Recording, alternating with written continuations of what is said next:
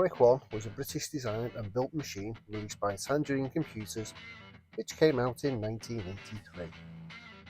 This came just months after the Sinclair Spectrum came onto the scene and was meant to be its competitor. Oric was the name used by Tangerine Computer Systems for a series of home computers, including the original Oric 1, its successor, the Oric Atmos, the later unreleased Oric Stratos or IQ164, and the model that was born out of that, the Oric Telestrat.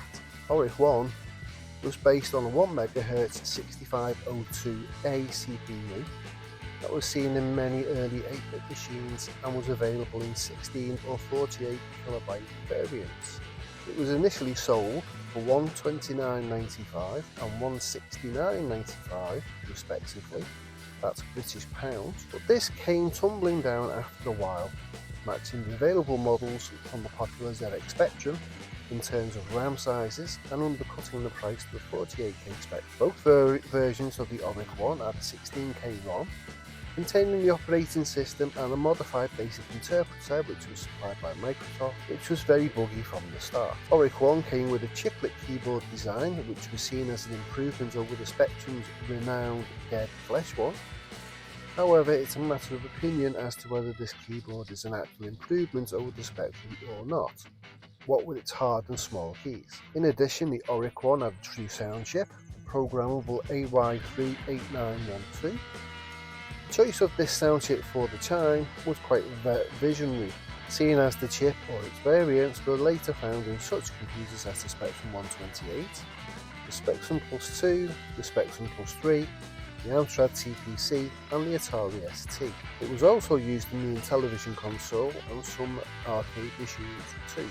The Oric 1 had two graphical modes handled by a semi-custom ASIC called a ULA, or an uncommitted logic array for all you nerds out there, which also managed the interface between the processor and the memory. Two graphical modes were a low-res text-only mode, though the character set could be redefined to produce graphics, with 28 rows of 40 characters, and a high-res mode with 200 rows of 240 pixels above 3 lines of text. Like the Spectrum, the Oric 1 suffered from attribute clash, albeit to a lesser degree in high-res mode, when a single row of pixels could be coloured differently from the one below, in contrast to the Spectrum, which applied foreground and background colour in 8x8 pixel blocks.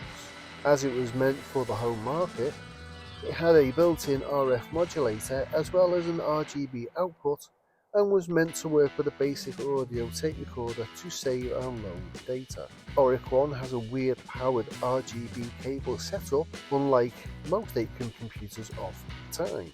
The addition of the RGB setup apparently helped with sales of the Oric 1 in France, as it was compatible with their CCAM SCART setup. We will also have to try a composite mod, as the RF modulator used is similar to the ZX Spectrum. Tangerine Computers also touted the release of a 3-inch micro floppy drive and a colour printer, although I'm not sure if these were ever released or not. More than 300 games will be released for the Oric 1 over its lifespan, most featuring the typical gaudy colours we'd expect to see from the era, sitting somewhere between the Spectrum and the Dragon 32 in terms of aesthetics. Using the keyboard was a pretty shambolic affair unless you loved pressing calculator buttons, and given that the system had no joystick ports, you had to fall back onto an interface to get the most out of your Oric gameplay. Just the Spectrum. According to Tangerine Computers, about 160,000 Oric 1s were sold in the UK in 1983, with under 50,000 sold in France, where it was the top-selling machine for that year. This spurned the successor in the Oric Atmos. Anyway, enough of the history, and let's have a look at the machine itself.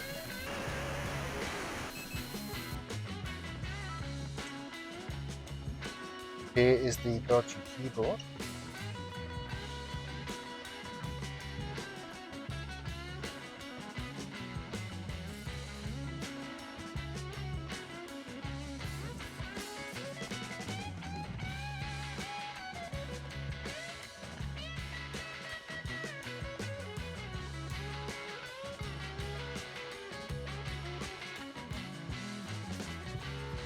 On the back we have the RF output,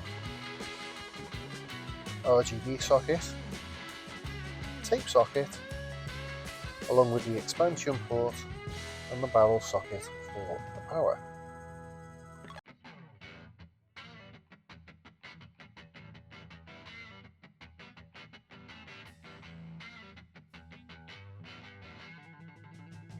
So let's take a look inside this machine.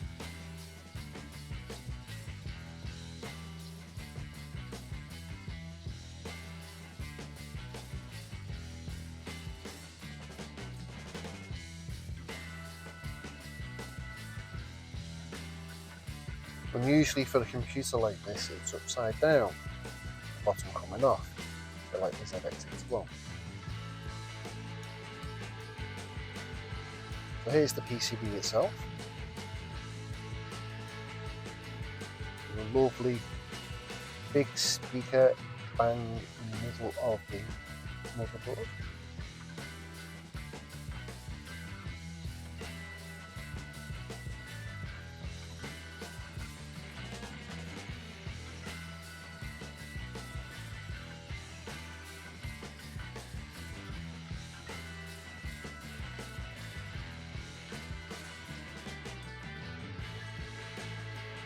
Keyboard is connected via a set of pins that go directly into this socket.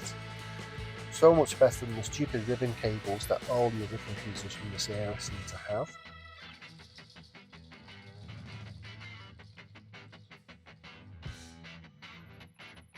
Back of the board looks good with a couple of factory fitted bodges.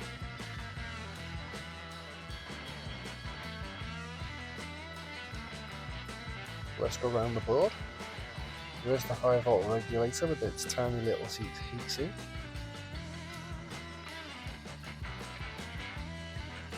Then that's a reset switch which is accessible through the case. This is the basic ROM, that buggy ROM. That's a 6502A. I think this is the 6522 rear chip that's used for the keyboard and other things. This is the sound chip. That's the ULA, all the RAM, and then some other support logic dotted around the motherboard.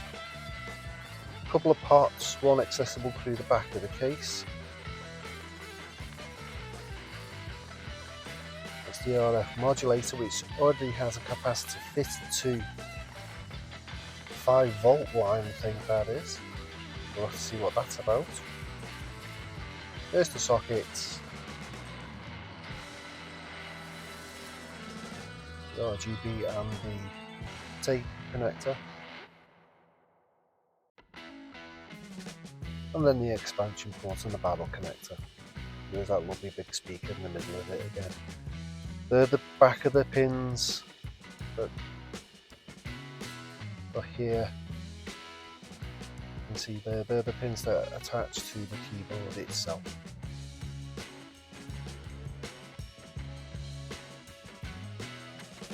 A lovely little compact motherboard. So what we'll need to do is get that RGB cable ordered, in, tested, and see if we can get this computer working. Thanks for joining me on this little history tour of the Oric 1. And stay tuned for further episodes on this nice little computer. Thank you for watching. You know what to do. And I'll see you in the next one.